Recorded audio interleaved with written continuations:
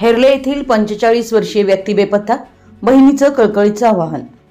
हातकणंगले तालुक्यातील हेरले माळ भागातील हरिजन वसाहतीतील सेनापती उर्फ सर्जेराव बदाम कुरणे वय 45 हे सोमवार दिनांक 27 एप्रिल 2026 पासून बेपत्ता झालेत। याबाबत हातकणंगले पोलीस ठाण्यात गुन्हा नोंद करण्यात आला असून पुढील तपास सुरू आहे।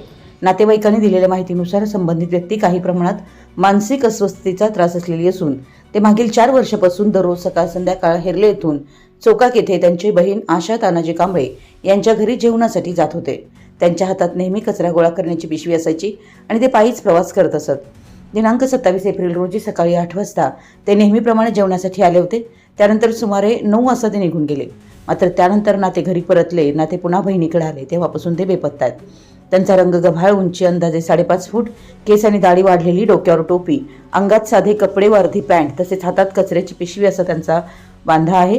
ते चालताना स्वतःशी बोलत असल्याचंही सांगण्यात आलं आहे।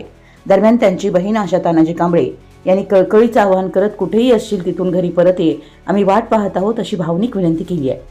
सदर व्यक्ती कुठेही आढळल्यास 93 22 31 25 96 किंवा 83 79 96 82 08 या क्रमांकावर संपर्क साधण्याचं आवाहन नातेवाईकांनी केलं आहे। आपल्या परिसरातील महत्त्वाच्या बातम्या पाहण्यासाठी आमच्या नवसंकेत न्यूज चॅनलला यूट्यूबवर सबस्क्राइब करा आणि बेल आयकॉन प्रेस करा।